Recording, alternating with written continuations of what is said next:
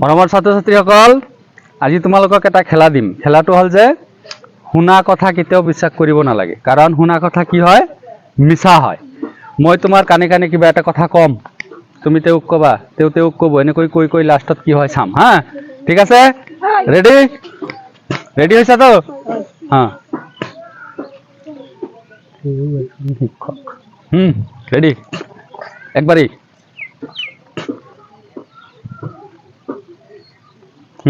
নাই নাই নাই, যি শুনিছা তাকে কোৱা কোৱা।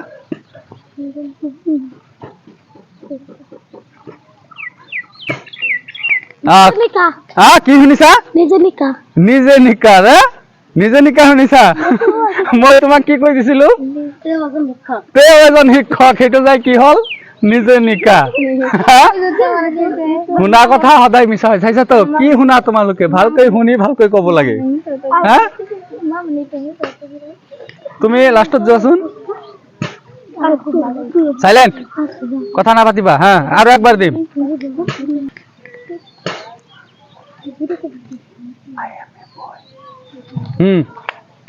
Ready?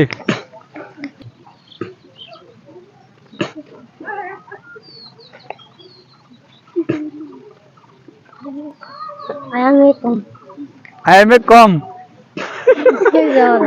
I am a com কৈছো না মই? মই কি কৈছিলো? I am a boy, সেইটো যাই হৈছে I am a com। হা, কেনে হ'ব? শুনা কথা মিছা না? এই শুনা কথা মিছা হয় না? এতিয়া বুজি পাইছা তো? এই শুনা কথা সব মিছা।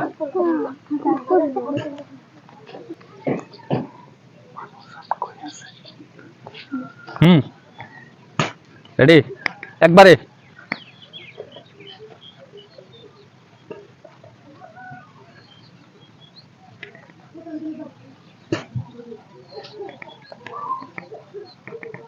মৰমৰ মানুহ ক'ত? মৰমৰ মানুহ ক'ত? মই কি কৈছিলো তোমাক? মানুহজন গৈ আছে, সেইটো যাই কি হৈ গ'ল? হা, এইবিলাক উল্টা উল্টা কথা। কি শুনা তোমালোকে? শুনা কথা সদায় মিছা হয়, চাইছা তো? প্ৰমাণ পালা? ভাল লাগিছে না খেলাটো? হাত চাপৰি মাৰা। বঢ়িয়া ৰাউণ্ড হৈছে তো, বঢ়িয়াকে। তোমালোকক মই কৈ দিছো আগতে কি কৰিব লাগিব। হা, এইটো অলপ লেখা পঢ়াৰ লগত জড়িত ভাল এটা খেল। তোমালোকে কোৱা শিকিব লাগিব। এটা এটা শব্দ দিম তোমালোকক, সেই শব্দৰ বিষয়ে তোমালোকে ইয়াতে আহি এটাকৈ বাক্য ক'ব লাগিব। ঠিক আছে? এটাকৈ শব্দ দিম, সৰু সৰু শব্দ, ইয়াতে আহি বাক্য ক'বা সেই শব্দৰ দ্বাৰা। এনেকৈ তোমালোকে বাক্য ৰচনা শিকিব পাৰিবা। ঠিক আছে?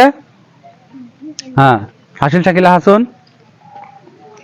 তোমাৰ ভাগত পৰিছে মাছ শব্দ, মাছ। মাছে দি এটা বাক্য কোৱাচোন ধুনীয়াকৈ। হৈছে না? মাছ কি ক'ত থাকে? পানীত জীয়াই থাকে। হাত চাপৰি মাৰা। বঢ়িয়া। আহা, তুমি যোৱাচোন। ফুটবল, ফুটবলৰ দ্বাৰা এটা বাক্য কোৱাচোন তুমি। ফুটবল আমি খেলো। বঢ়িয়া, ফুটবল আমি খেলো। বঢ়িয়া, এটা বাক্য হৈ গ'ল। তুমি যোৱা। তুমি পুতলা কোৱাচোন, পুতলা। পুতলাৰ দ্বাৰা এটা বাক্য কোৱাচোন। পুতলা বুজি পাইছা? টয়, টয় মানে কি? পুতলা, পুতলাৰ দ্বাৰা এটা বাক্য কোৱাচোন। পুতলা মই খেলো। পুতলাৰ সৈতে মই খেলো। বঢ়িয়া।